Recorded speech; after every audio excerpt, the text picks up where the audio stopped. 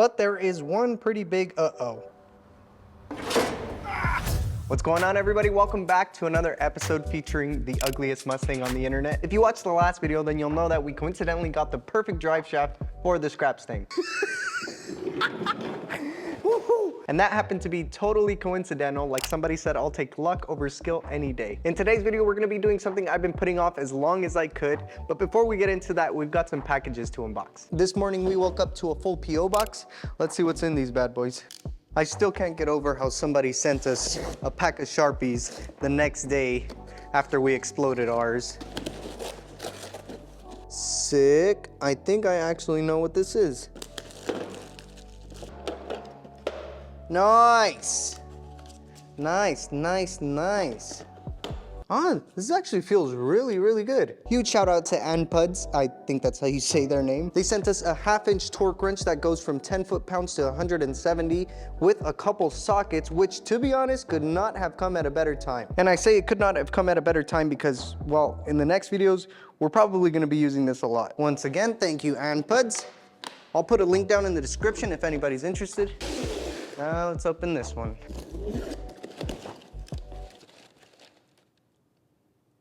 There is no way. There is absolutely no way.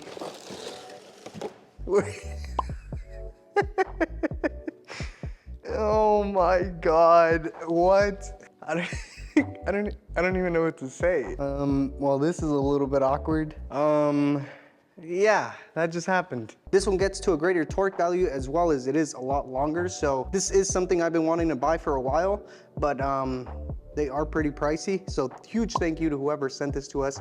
There was no note left in the package, but thank you very much. Even though we got 2 torque wrenches, this one came with the sockets, so that's always good. Honestly, with this one coming with the sockets, we got the best of both worlds because that'll help us keep the scratches off of our brand new wheels. Also, have you guys seen how much we're filling out this quarter panel here? Shout out to our new flight crew members. So back to the topic of this video, the thing I've been putting off as long as I could. I need to plug my giant hole. I need to be a little more careful with my word choice there, but yeah, the giant hole in the firewall needs to be patched up. And if you guys remember correctly, we had to make this hole in order to push the engine as far back as we did. But removing this section of the firewall also basically deleted our chances of using the factory heater. But who needs a heater when you're having fun? So the heater's the least of my worries. So in order to patch that hole in the firewall, we got this 2 feet by 1 foot piece of 20 gauge steel, I believe it was. And yes, of course this was from the scrap pile at the metal supply store.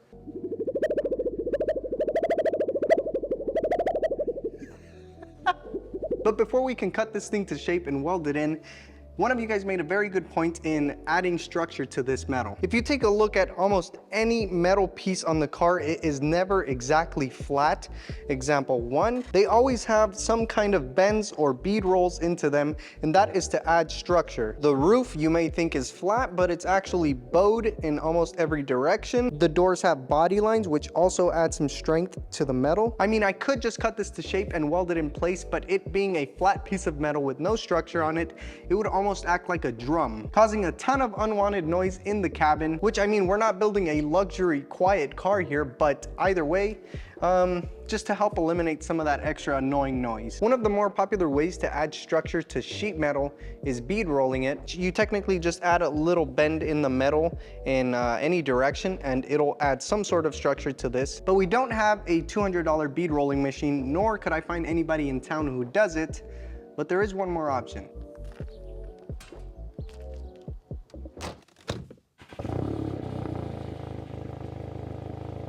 So once again, I called a couple places to see who can bead roll that piece of sheet metal, and most of the HVAC shops or the sheet metal places would tell me, what is bead rolling? So it was no help there. So we're on our way to a place that makes industrial barbecues and smoke pits because they have a huge arsenal of tools for basically any kind of metal work that you can think of. I also wanted to give a huge thanks to Kirk Tuttle as well as Carl Schmidt for getting themselves one of these rookie pilot tees. I don't know if you guys know this, but the person who makes these sweatshirts is actually my wife. So not only are you helping me, but you're also helping out a local business. So this is the giant machine that's going to add some structure to our sheet metal in a very simple way actually. So we're just going to slightly bend the metal in 2 different places, forming an X pattern, and that is going to significantly increase the structural rigidity of this piece.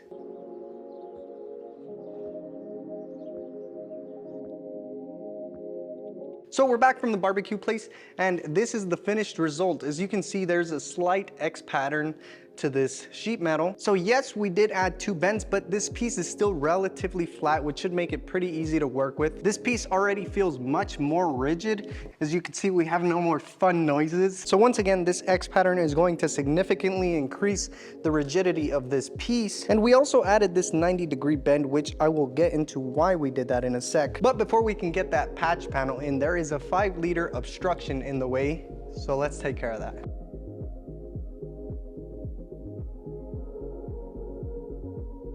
I was gonna put the car all the way down, but I realized if it's lifted on the back, it would probably make it a lot easier to take out this engine. Yeah, I think we have a little bit more access this way. All right, let's get everything hooked up.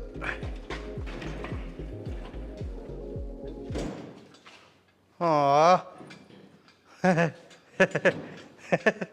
Okay, well, the idea of having it tilted is not going to work because we're hitting the bottom cross member. But before I drop the back end, I'm going to disconnect the transmission from the cross member and see if it'll just slide out.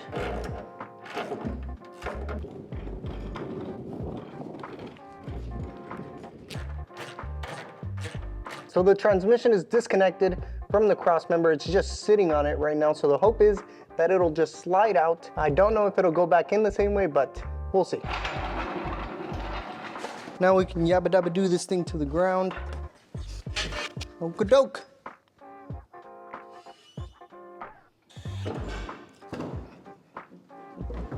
How much it bounces. Okay, let's see if the engine hoist fits under there now. Please clear, please clear, please clear. So if you guys remember correctly, when we installed the wheels, we set the coilovers to its lowest height. Therefore, it dropped the whole car, it dropped the cross member. So now it doesn't clear. Maybe if I just pick it up a little bit. Okay. I think that's enough. Yeah, we're gonna roll with that. We definitely have enough room to hook it. Once the weight of the engine is lifted, it'll pick up that suspension a bit. But once we put it back in, it's gonna drop it. Yeah, whatever. Now we gotta remove our homemade motor mounts. Easy peasy.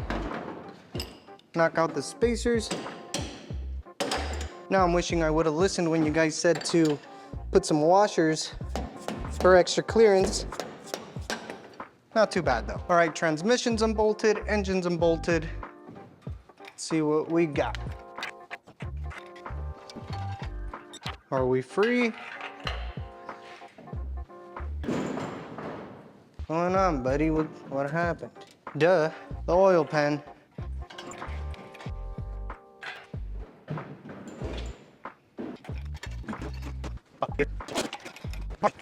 All right. Let's get this thing out of here, man.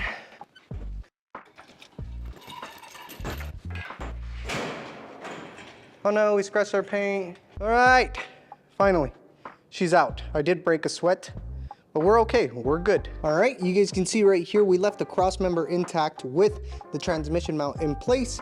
Hopefully we can just pop it back in there. But yeah, now we have room to do what we gotta do. Now you can see how much it raised the suspension without the weight of the engine. Even though this engine and transmission combo does not weigh much, I think it's about 600 to 700 pounds together. All right, so now that we got everything out of the way, we have this giant hole in the firewall and our patch panel right here. So this is gonna go something like this, which doesn't seem too bad actually. For this being a piece of sheet metal that was in the scrap pile at the metal supply store, it is almost damn near a perfect fit. I'm liking it. So now we can get into why we added this 90-degree bend at the end. So once we add our piece here, we're gonna have this 90-degree bend towards this side, because towards the left it protrudes more than it does in the center. Towards the center it is all pretty much the same plane. And then we have this heater box hump, which is why we added that 90-degree bend, so we can fit it to this slope. And some of you might ask, why not make it flush all the way down to the fender apron right here? Well, because this piece right here does not end at this corner. It goes all the way in past the fender apron into the wheel well. And it being a unibody car, I did not want to separate those pieces,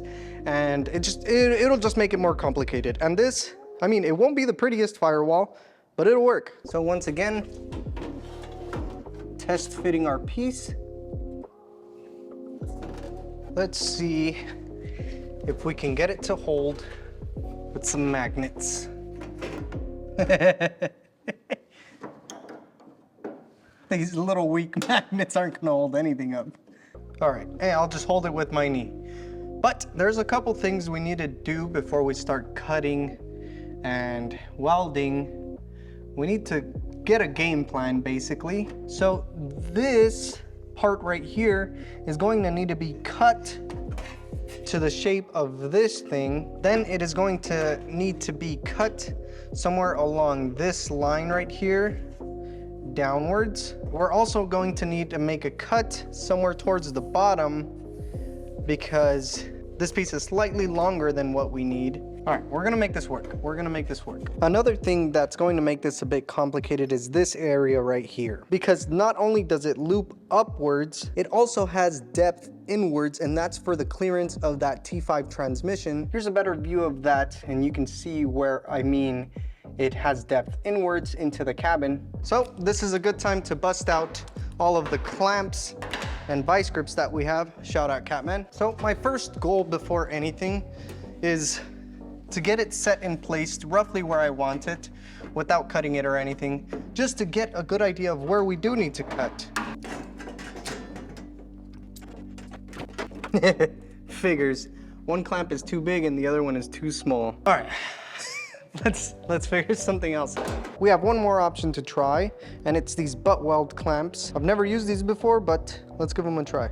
So these are going to go something like this. So, it kind of works. All right. It's not working that well either. All right, with all of these failed attempts to just keep it in place, we're gonna use some very advanced technology. Tape. This better work, because I'm running out of options. This is just to give us a rough idea is what we want, and then we can start cutting to shape, doing all that fancy stuff. Why didn't I think of this earlier? Nice, would you look at that?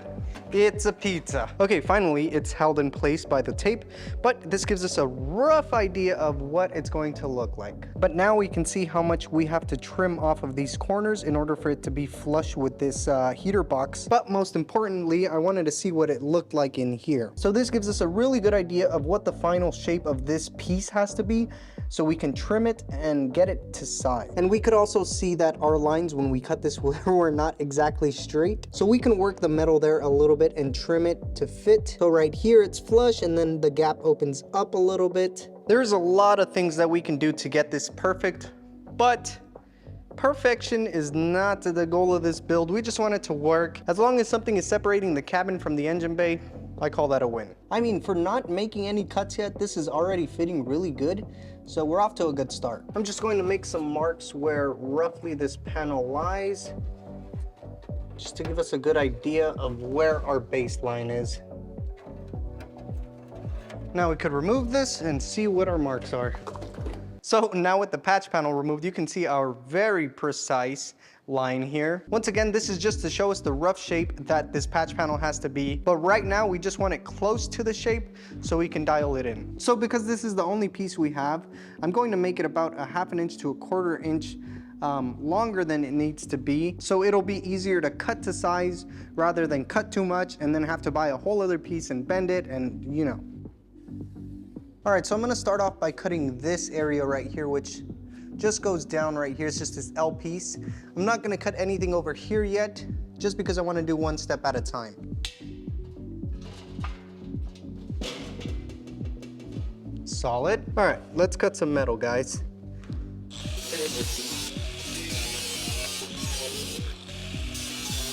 Oh,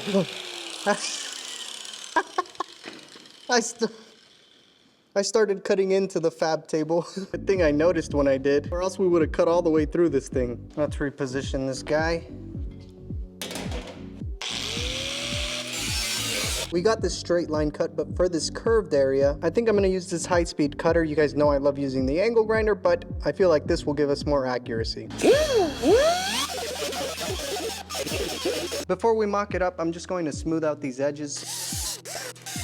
So with this patch panel now trimmed, we are now a lot closer to where we need to be. I'm going to tape it in place one more time so we can gauge our next step. Okay. It's getting exciting now. All right, so you guys can see the progress that we're making here. We are getting closer. We just want to double check that all the lines still match up to where we want them. As the patch panel sits right now, it is a rough fitment, but there's a couple things we can do to dial it in. One, we could keep trimming away at this patch panel until it fits the factory sheet metal, or two, we can trace this patch panel and cut the factory sheet metal to fit the patch panel. Also, another thing that I'm going to do is, since these edges are a bit jagged and some of them are bent outwards, I'm just gonna go ahead and dolly them to make them straight. Also, one thing that I wanted to point out is sometimes when you cut metal, you get these little strands. Don't ever pull on these with your bare fingers. Ask me how I know. This is a guaranteed slice to the finger, because you'll go and pull on this and it'll stay stuck, but it'll just slice your finger right open. We are going to trace the patch panel and cut the original sheet metal to fit the patch panel. The way I'm gonna do that is going to lay a tape line as close to the edge of the patch panel that I can, as well as the bottom. So up here, I traced the top of the sheet metal with a marker, and I'm just going to mark a line to the very edge of that painted line. So the reason I did it this way instead is so we could get all these imperfections out and actually have a straight line. So once again, everything that is inside of the tape line is going to get cut out in order for that sheet metal to just perfectly sit in place. Well, at least I hope so. Enough wasting time. Let's get these pieces cut out.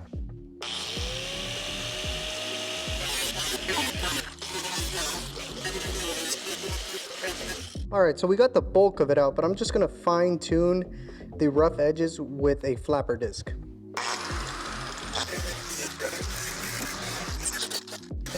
I think that should be good enough to get us close.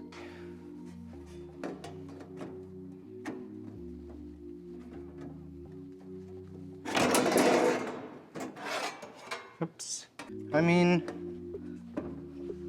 that is pretty damn close to where we want to be. It's such a snug fit. So the patch panel is holding itself in there with friction alone, so that means we are getting closer. All right, so you can see our line was not exactly perfect, but I think that's a gap we can manage with the welder. All right, so we got these corners a bit more dialed in. So now overall it's pretty flush. All right, so now that we got the right part and the upper part fitted, now we have to trim these corners in order for it to fit the slope of the heater hump, as well as trim this bottom portion for it to be flush on this side. So in order to make my life easier on this bottom section, you guys can see how it slopes up a tiny bit. I'm going to make it straight in order for us to make a straight cut rather than try to replicate this kind of curved pattern here. And the easiest way to make a straight cut is to find a straight object. Ow.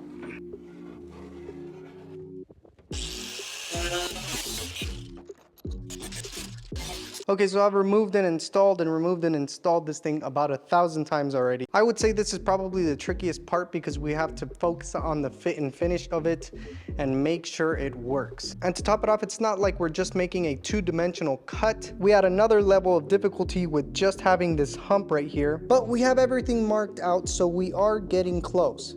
So let's keep going.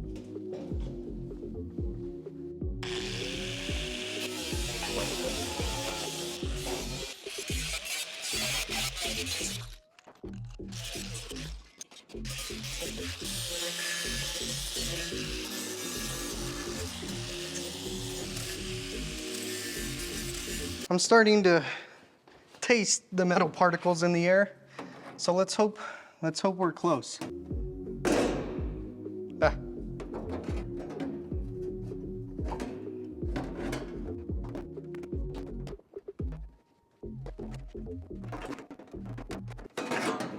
Oh, come on. Come on.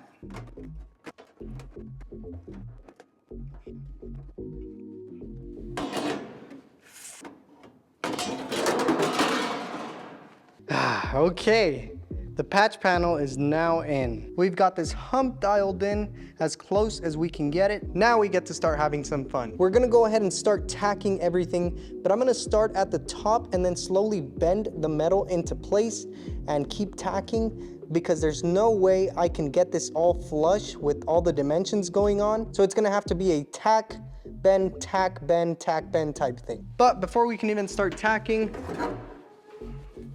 we gotta clean up all this metal.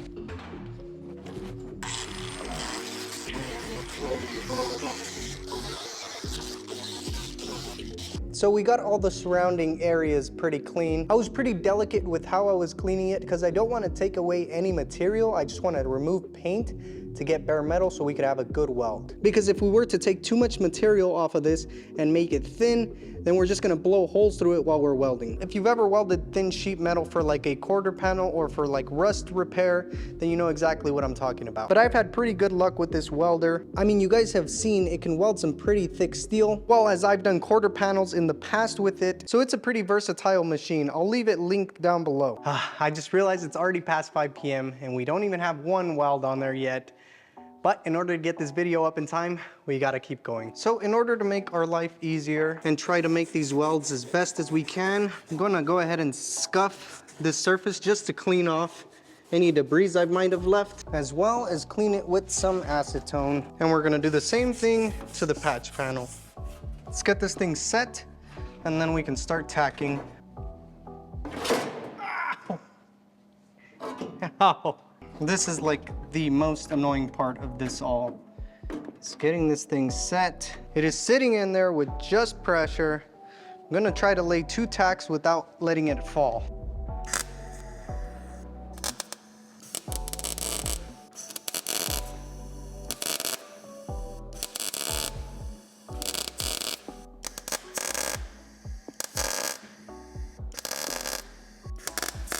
Okay, so we got a couple tacks in places where it was sitting flush. Now we're just gonna keep on putting tacks in random places until it is set and it won't pop off.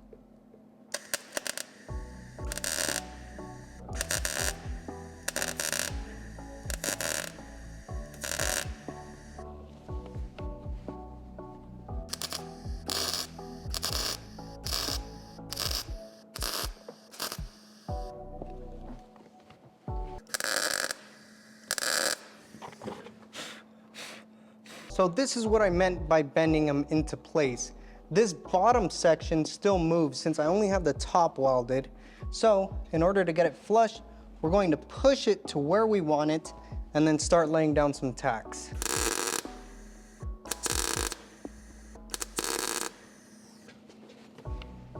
Just like that. So now that this thing is pretty much secured and it's in its final location, we can start having a bit more fun. We're gonna start stitch welding, and that just means that we're gonna lay tacks down in opposite places of this whole thing, kind of in a random pattern, just to keep it cool, to keep everything from warping. And stitch welding is hardly ever pretty unless you're really good at TIG welding, but I'm just a rookie pilot, guys. So don't be too hard.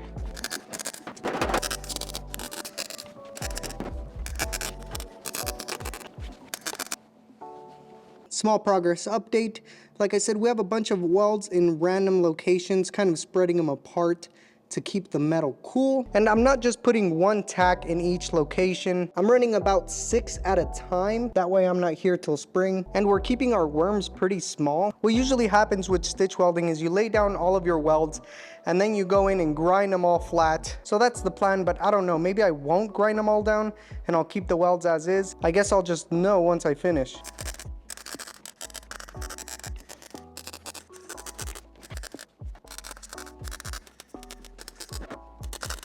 All right guys, another update. We're getting pretty close to fully stitch welding this thing all the way around, but there is one pretty big uh-oh. I must have cut this bottom side a little too much because the gap is a bit too big for my liking. I was able to bridge it in a couple locations, but I'm not too big a fan of doing that, so we are gonna have to get a bit creative on how we go about that, but I do have an idea of what to do. But unfortunately, we are out of time. I hate to break this video into 2 parts for you guys, but it is getting close to 8 p.m. and I still have to edit this video in order for you guys to see it tomorrow, which is your today. If you stuck around this long, then thank you. It makes it worth it to be huffing and puffing all these metal shavings. On that note, thank you for watching, and I'll see you guys in part 2.